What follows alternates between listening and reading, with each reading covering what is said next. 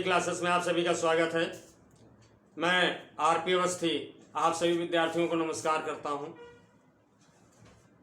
तो हम पढ़ रहे थे भारतीय संविधान, और भारतीय संविधान में पूर्व के लेक्चर में हमने पढ़ा था लोकसभा। तो आज आइए पढ़ते हैं उच्चतम न्यायालय यानी सुप्रीम कोर्ट। तो हमारा विषय है भारतीय संविधान।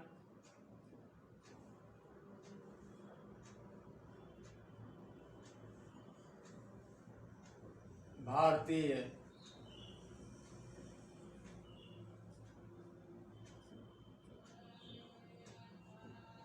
संविधान आज का हमारा टॉपिक है उच्चतम न्यायालय।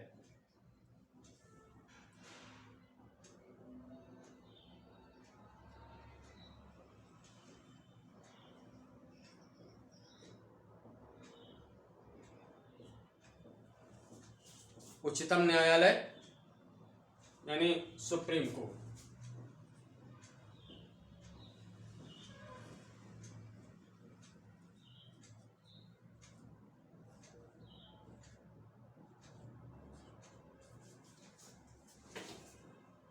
सुप्रीम कोर्ट तो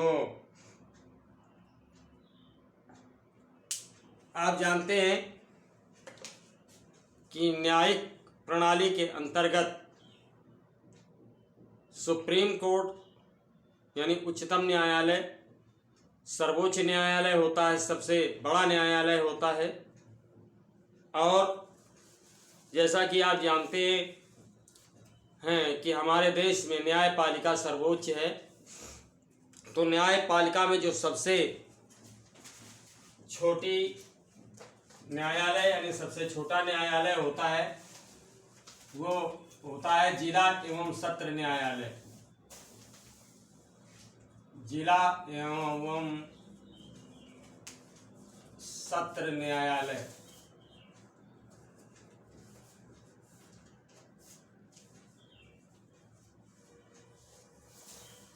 ये सबसे छोटा न्यायालय होता है और इसमें दीवानी और फौजदारी दोनों के मुकदमे दर्ज कराए जाते हैं। वैसे तो जो दीवानी के मुकदमे होते हैं, दीवानी का मतलब खेती किसानी से जुड़े मुकदमे, तो सबसे पहले उसका वाद हम जो है तहसील में दायर करते हैं। ठीक है, तहसील में दायर करते हैं, जहां पर उसका निर्णय तहसीलदार और एसडीएम के द्वारा दिया जाता है। लेकिन जब हम वहां से संतुष्ट नहीं होते हैं तो दीवानी के जो भी मुकदमे हैं यानी खेती किसानी से, उनको भी हम जिला एवं सत्र न्यायालय में ले जाते हैं। लेकिन जो फौजदारी के मुकदमे हैं उनको हम सीधे जिला एवं सत्र न्यायालय में ले जाते हैं। समझ में आया? तो इसके बाद जो इससे बड़ा न्यायालय आता है वो होता है उच्च न्यायालय। इसे हम डिस्ट्रिक्ट कोर्ट कहते हैं। डिस्ट्रिक्ट कोर्ट उच्च न्यायालय, ये इसे हम हाई कोर्ट कहते हैं।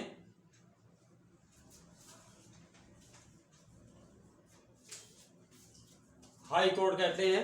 ठीक है, वर्तमान में जो हाई कोर्ट्स हैं इनकी संख्या 24 है। समझ में आया? इनकी संख्या 24 है। और जब हम जिला एवं सत्र न्यायालय के निर्णय से संतुष्ट नहीं होते हैं तो उस संबंधित वाद को हम जो है उच्च न्यायालय में दाखिल करते हैं। अगर यहां से भी हम संतुष्ट नहीं होते हैं तो उसे फिर उच्चतम न्यायालय, उच्चतम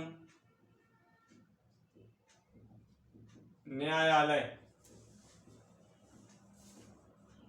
यानी सुप्रीम कोर्ट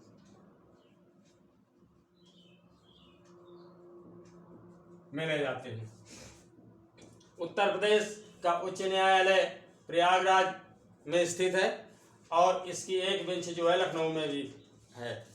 तो इस तरह से ये हमारी न्यायिक प्रणाली है और आप जानते हैं कि न्यायपालिका हमारे देश में सर्वोच्च है। तो बात समझ आ गई होगी।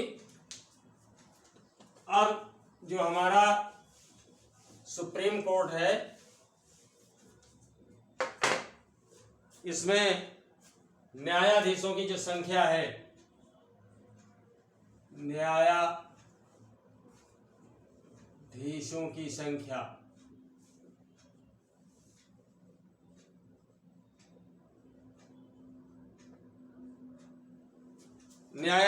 संख्या ये 30+1 यानी 30+1 ये 1 जो है ये मुख्य न्यायाधीश है, या ऐसे हम इसे कर दें 1+30 यानी एक जो है मुख्य न्यायाधीश है और 30 सहायक न्यायाधीश। समझ रहे होंगे। ये हमारे एक जो है चीफ जस्टिस है सीजे, और ये असिस्टेंट जज हैं। समझ आ गया। तो इस तरह से कुल संख्या अगर देखी जाए तो 31 है, जिसमें एक मुख्य न्यायाधीश और 30 जो है सहायक न्यायाधीश हैं। अब न्यायाधीशों की नियुक्ति का प्रश्न उठता है कि इनकी नियुक्ति कैसे होती है।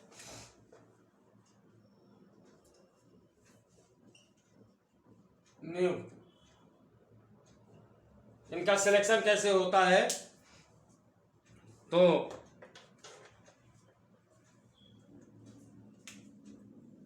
भारतीय संविधान के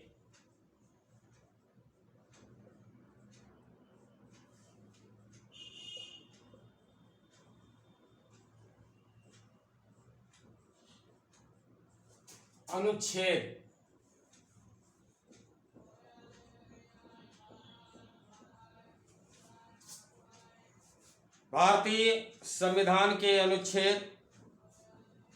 124 के अनुसार 124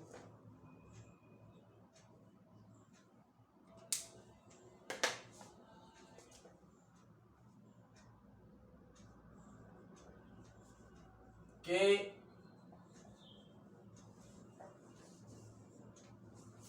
अनुसार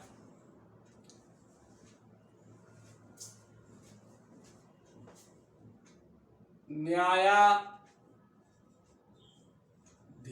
के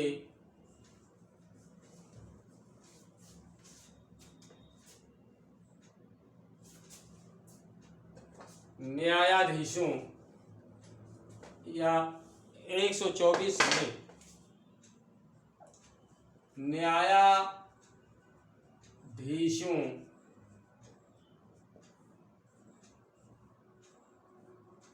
के चयन संबंधी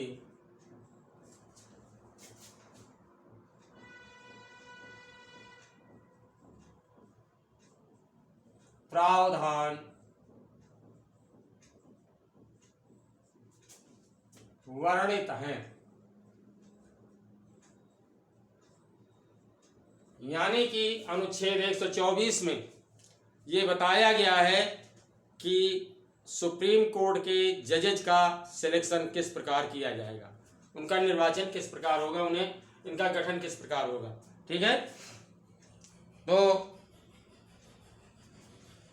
ये नियुक्तियां जो है राष्ट्रपति के द्वारा की जाती हैं और साथ ही साथ सर्वोच्च न्यायालय के परामर्श के आधार पर की जाती हैं। कोलोजियम बनाया जाता है जिसमें कम से कम 4 जजेज होते हैं और सीनियरिटी के बेस पर उनका नॉमिनेशन होता है। सीनियरिटी के बेस पर उनके नाम सेलेक्ट किए जाते हैं। तो राष्ट्रपति द्वारा ये नियुक्तियां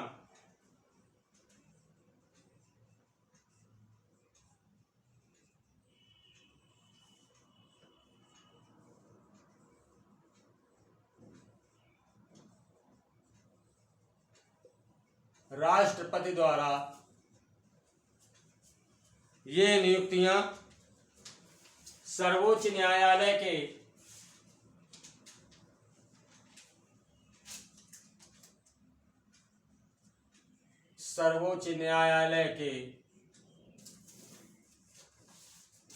परामर्श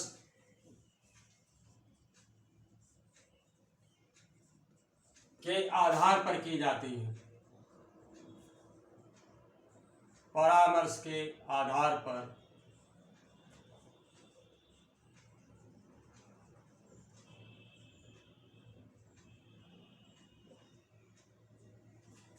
की जाती है।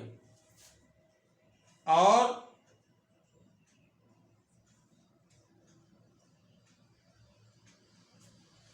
खास बात क्या है कि सर्वोच्च न्यायालय के मुख्य न्यायाधीश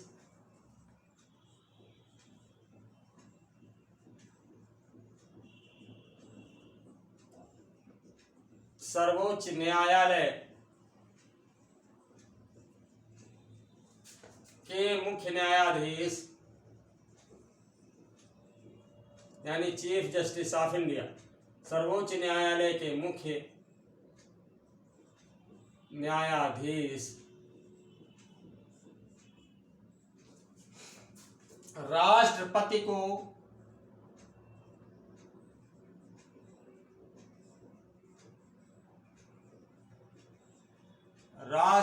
को परामर्श देने के पूर्व, यानी जो प्रेसिडेंट है उनको सुझाव देने के पूर्व यानी सलाह देने के पहले, परामर्श देने के पूर्व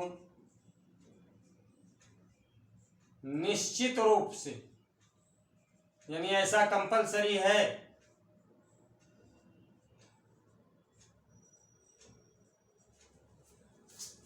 निश्चित रूप से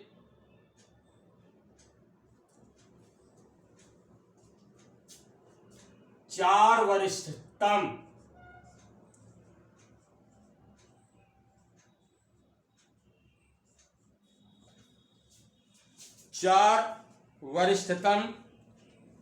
न्यायाधीशों के समूह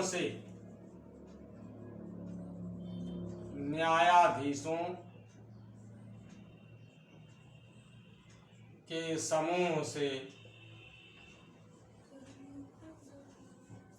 परामर्श लेते हैं। बात समझ में आ गई होगी कि जो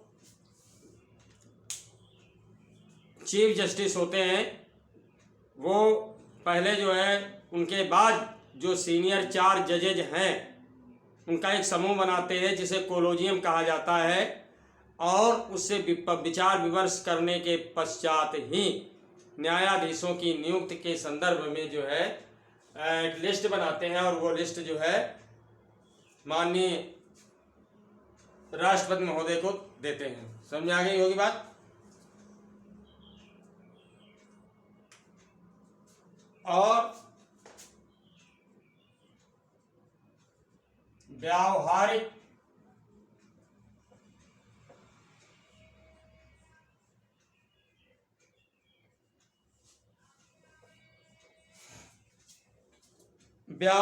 तौर पर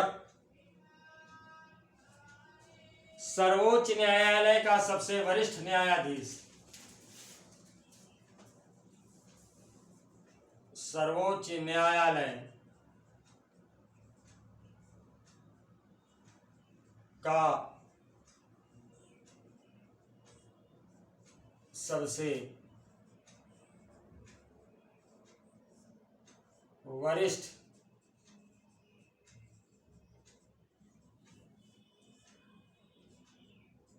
न्यायाधीश, सर्वोच्च न्यायालय का सबसे वरिष्ठ न्यायाधीश सर्वोच्च न्यायालय का मुख्य न्यायाधीश बनाया जाता है। सर्वोच्च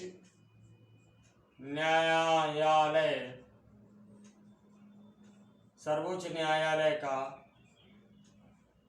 मुख्य न्यायाधीश बनाया जाता है।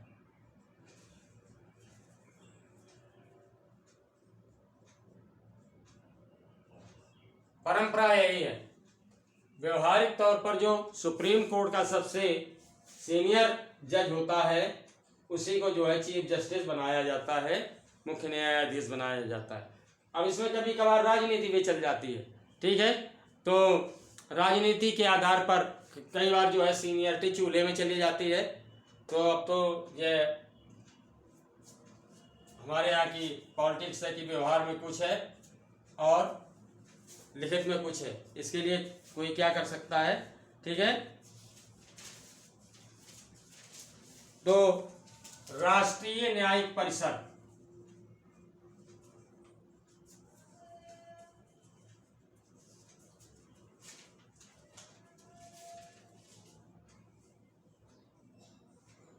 राष्ट्रीय न्यायिक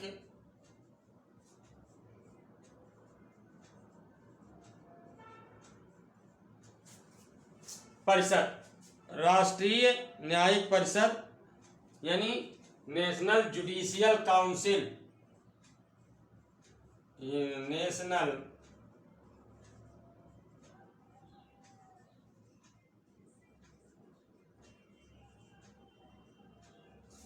नेशनल जुडिशियल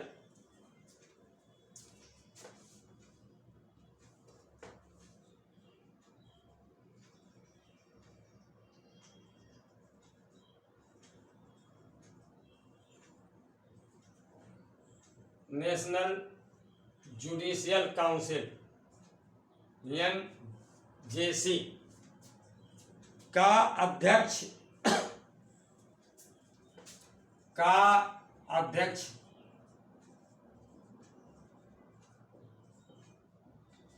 भारत का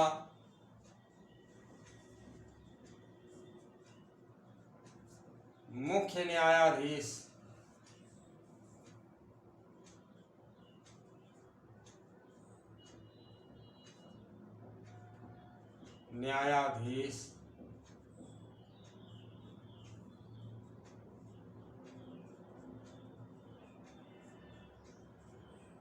होता है। समझ आ गई होगी बात, नोट कर लीजिए इसे।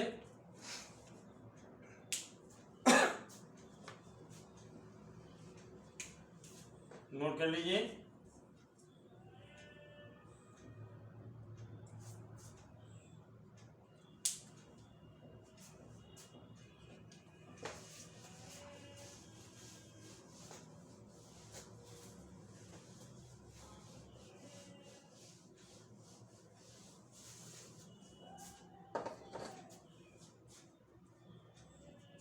अब आते हैं न्यायाधीशों की विशेषताएं।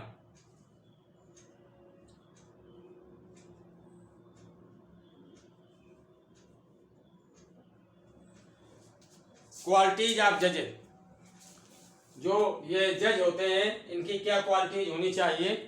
तो पहली बात तो ये कि वो भारत का नागरिक हो, ठीक है, ये कंपलसरी है भाई। मोस्टली इस तरह के मामलों में जो है भारतीय नागरिकता जो है कंपलसरी है। दूसरी बात क्या है, किसी जो खास बात है, किसी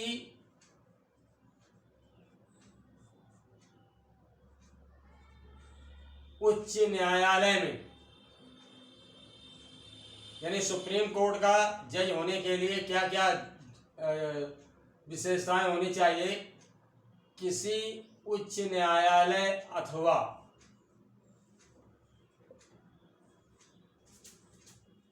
अलग अलग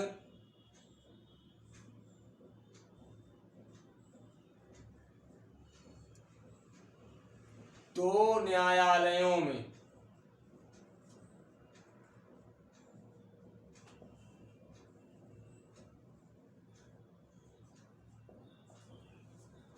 किसी उच्च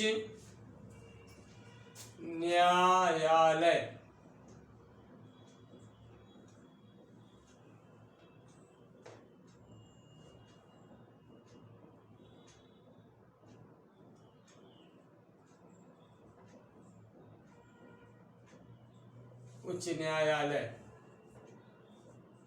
किसी उच्च न्यायालय अथवा अलग अलग दो न्यायालयों में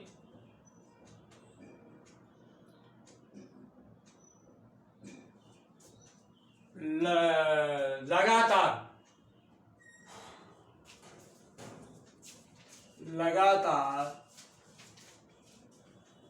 कम से कम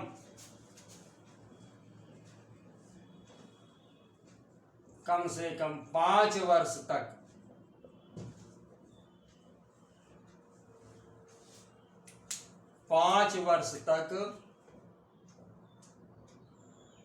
न्यायिक कार्य किया हो एज ए जज। ठीक है, न्यायिक कार्य किया हो।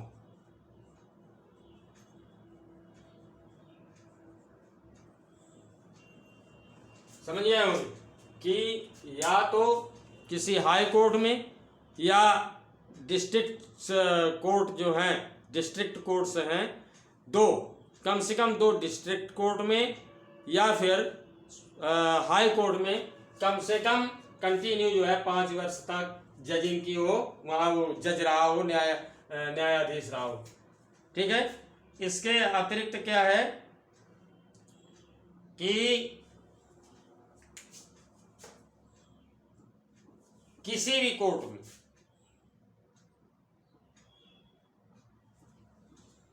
उच्च न्यायालय में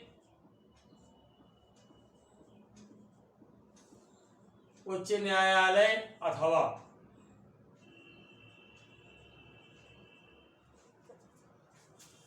अलग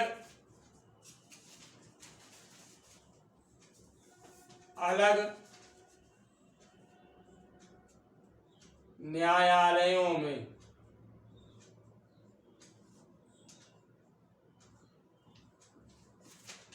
लगातार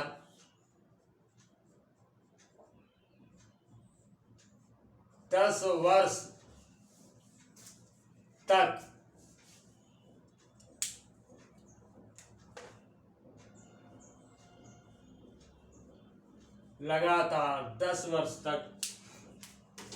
अधिवक्ता रहा हो। अधिवक्ता यानी वकील।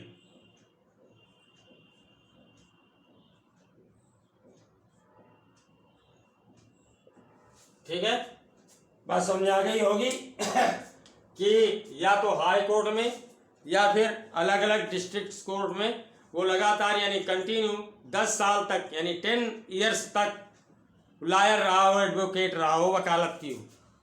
बात समझ आ गई हो। या फिर राष्ट्रपति की नजरों में राष्ट्रपति की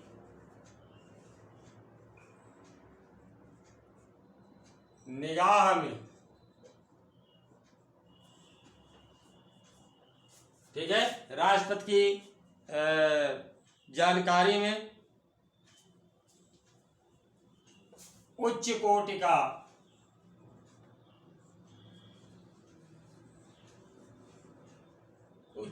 का कानून का ज्ञाता हो।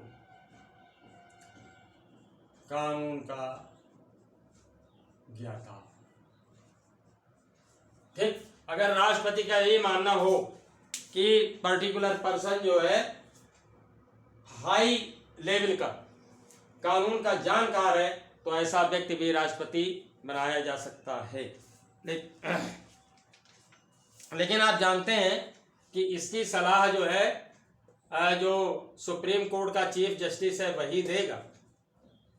अब आता है कार्यकाल एवं महाभियोग। कार्यकाल एवं महाभियोग। ठीक है, तो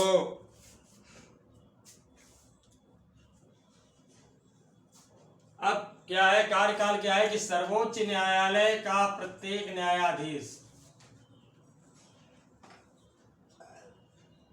सर्वोच्च न्यायालय का प्रत्येक न्यायाधीश प्रत्येक न्यायाधीश 65 वर्ष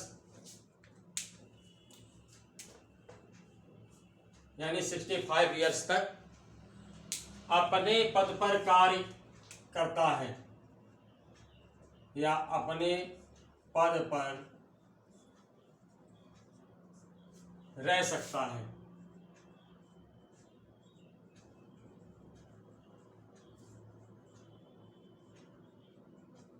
समझ आ गई होगी बात।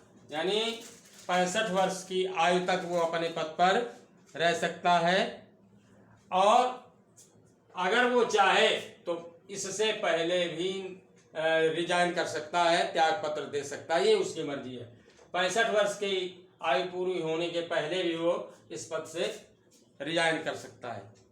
बात समझ आ गई। और इनको रही बात हटाने की, तो कदाचार साबित होने पर यानी न्यायिक जजों के विरुद्ध जो है कोई दोषारोपण है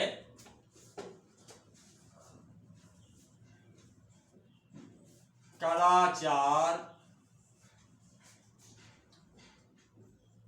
साबित होने पर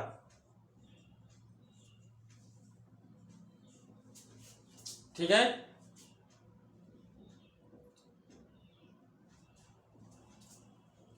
अथवा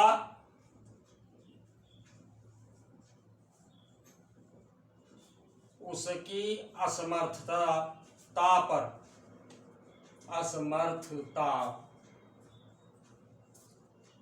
पर संसद उसे 2/3 के बहुमत से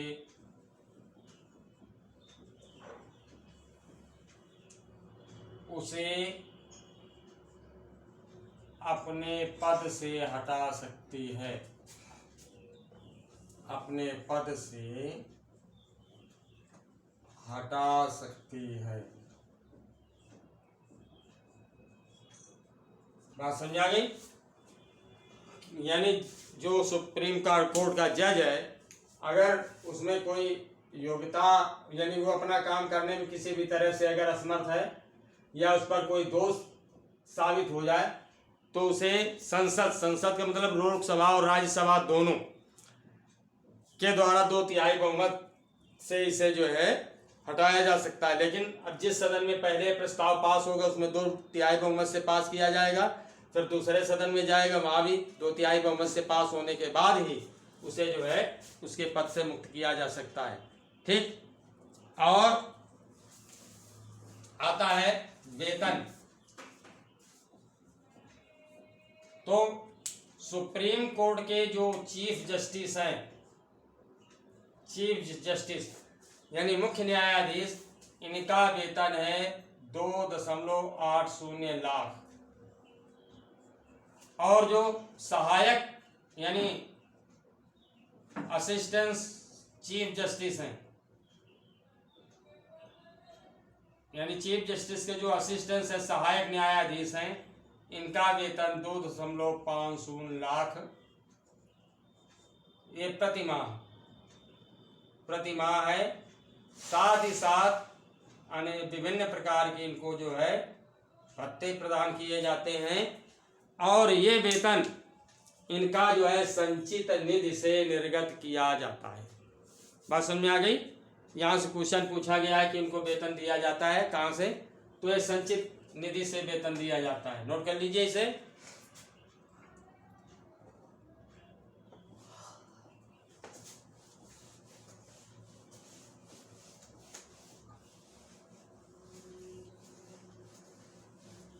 अब बात करते हैं सुप्रीम कोर्ट के क्षेत्राधिकार की।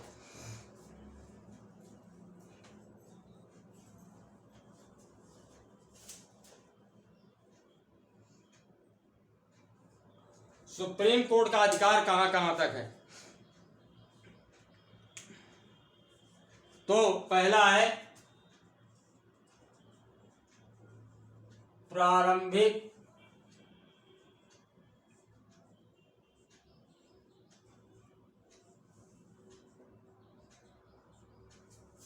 एकमेव क्षेत्राधिकार।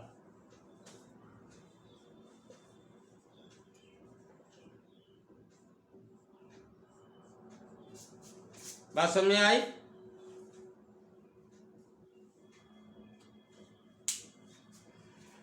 ये एक ऐसा अधिकार है कि इनकी सुनवाई केवल जो है सुप्रीम कोर्ट में ही की जा सकती है।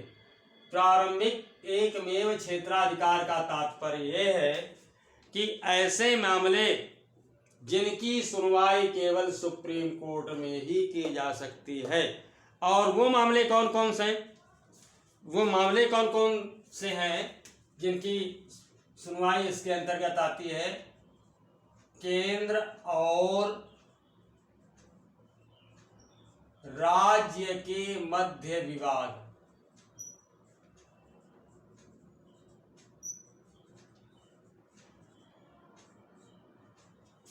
बात समझा गई? अगर सेंट्रल गवर्नमेंट और स्टेट गवर्नमेंट के बीच में किसी भी प्रकार का विवाद है तो इस विवाद की सुनवाई सुप्रीम कोर्ट करेगा। दूसरा मामला क्या है कि राज्यों और राज्यों के बीच में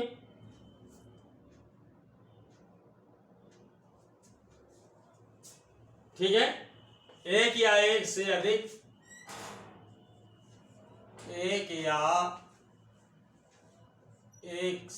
अधिक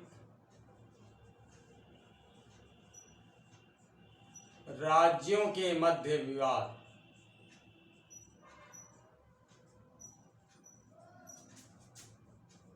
सीमाओं को लेकर के, नदी के पानी के बंटवारे को लेकर के इस तरह के विवाद उठते हैं, उनकी भी सुनवाई जो है सुप्रीम कोर्ट ही करता है।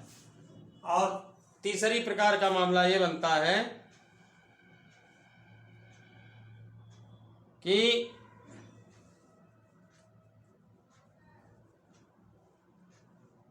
दो या दो से अधिक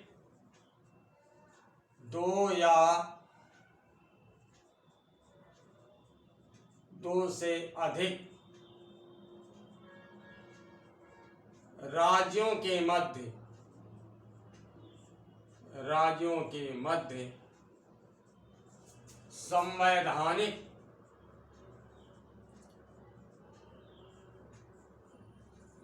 मामलों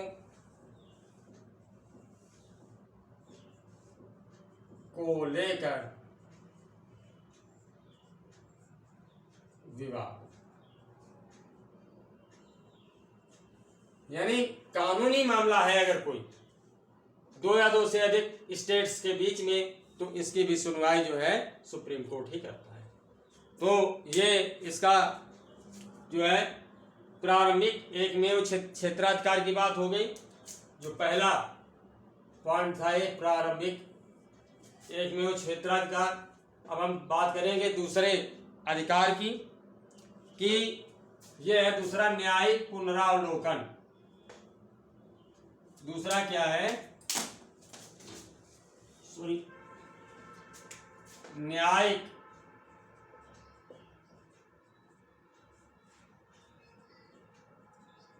पुनरावलोकन।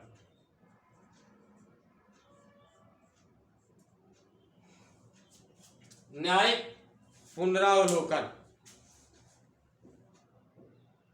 यानी जुडिशियल रिव्यू, इसे क्या कहते हैं?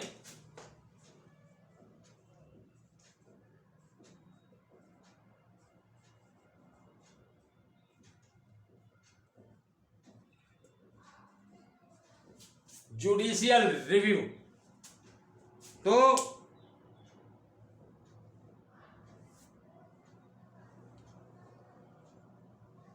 इसका मतलब यह है कि यदि कोई विधायिका यानी कानून बनाने वाली, यानी यदि विधायिका का मतलब संसद किसी भी प्रकार का कोई कानून बनाती है, ठीक है, संसद किसी भी प्रकार का कोई कानून बनाती है और यदि यह कानून संवैधानिक दृष्टिकोण से यानी संविधान के हिसाब से मेल नहीं खाता है, संविधान के अकॉर्डिंग नहीं है, कॉन्स्टिट्यूशन के अकॉर्डिंग नहीं है, तो इसे जो है सुप्रीम कोर्ट निरस्त कर सकती है। बात समझ आ गई होगी। यानी विधायिका के कानून द्वारा बनाए गए कानून, विधायिका द्वारा बनाए गए कानून को जो संविधान के अनुसार नहीं बनाया गया है या संविधान के अनुसार नहीं है, उसे सुप्रीम कोर्ट समाप्त कर सकती है या संवैधानिक घोषित कर सकती है। ठीक है। और आगे बात आती है तीसरे नंबर की, अपीलीय अधिकार। ये दूसरे नंबर की बात हो गई। तीसरे नंबर की बात आती है अपीलीय अधिकार।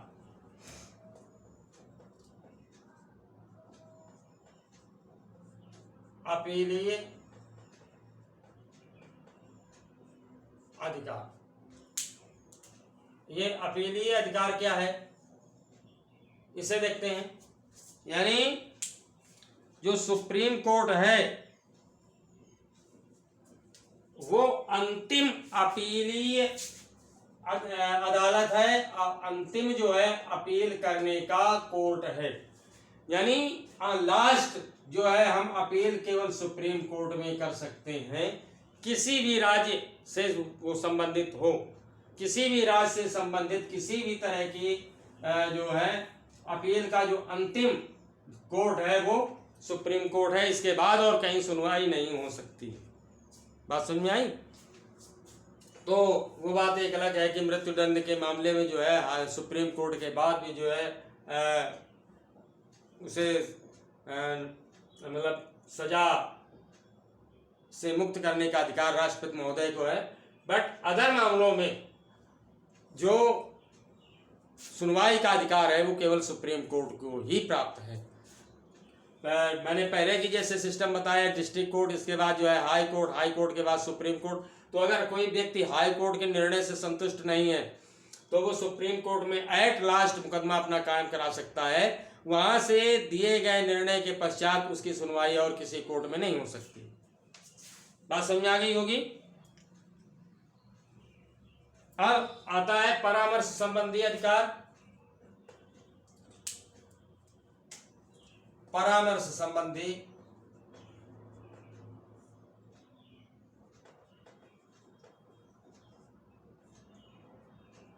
अधिकार, यानी जो सुप्रीम कोर्ट का चीफ जस्टिस है वो विभिन्न मामलों पर राष्ट्रपति महोदय को जो है परामर्श देता है, सुझाव देता है। विभिन्न मामलों पर जो है राष्ट्रपति महोदय को सुझाव देता है। राष्ट्रपति महोदय इन सुझावों को मानने के लिए जो है बाध्य नहीं है। उन पर निर्भर करता है कि वो दिए गए सुझाव को माने या नहीं माने। लेकिन बहुत से मामलों पर जो है सलाह या मशविरा देने का अधिकार चीफ जस्टिस को प्राप्त है और ये जो है सुझाव ये राष्ट्रपति महोदय को देते हैं। अगला है अभिलेखीय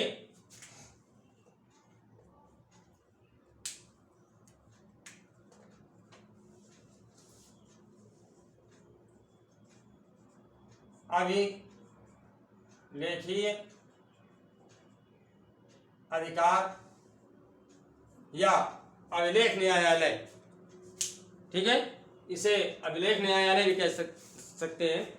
तो इसका मतलब ये है कि समय समय पर सुप्रीम कोर्ट के द्वारा जो निर्णय दिए जाते हैं, सुप्रीम कोर्ट के द्वारा जो भी विशेष निर्णय दिए जाते हैं उनको जो है सुप्रीम कोर्ट छपवाता है, प्रिंट करवाता है।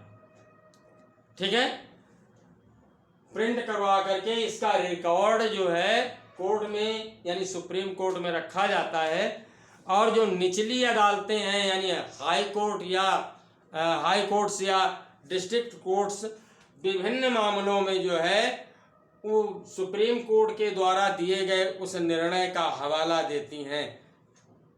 समझ आया? हवाला देती हैं कि फला फला डेट को फला फला सन में जो है सेम इसी तरह का मुकदमा सुप्रीम कोर्ट में था, जिसमें माननीय मुख्य न्यायाधीश या माननीय सुप्रीम कोर्ट के द्वारा ये निर्णय दिया गया। ठीक है, तो इस तरह से ये जो है अभिलेख अदालत का काम करता है या अभिलेख न्यायालय का काम करता है। और इसके बाद आता है मौलिक अधिकारों का रक्षक।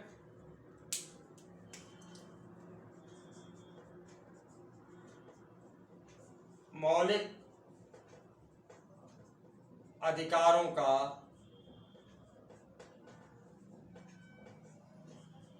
रक्षक।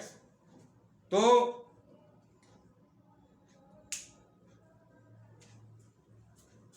ये यानी सुप्रीम कोर्ट जो है मौलिक अधिकारों की रक्षा करता है।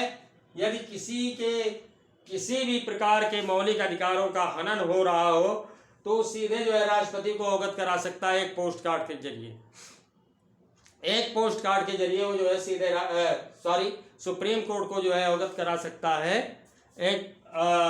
और अनुच्छेद 32 के अंतर्गत सुप्रीम कोर्ट ये जो है आदेश देता है कि प्रत्येक दशा में जो है व्यक्ति के मौलिक अधिकारों की यानी फंडामेंटल राइट्स की रक्षा की जानी चाहिए। और जनहित अभियोग।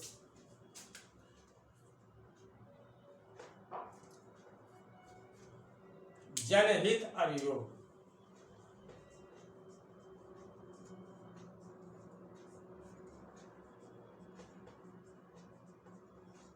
जनहित अभियोग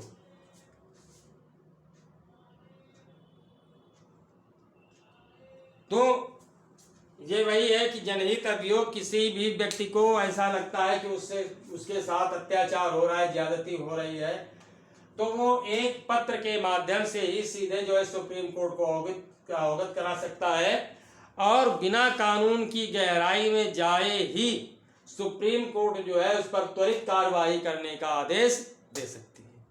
तो इस तरह से आज आपने पढ़ा सुप्रीम कोर्ट। उम्मीद करता हूँ अच्छे से समझ में आ गया होगा।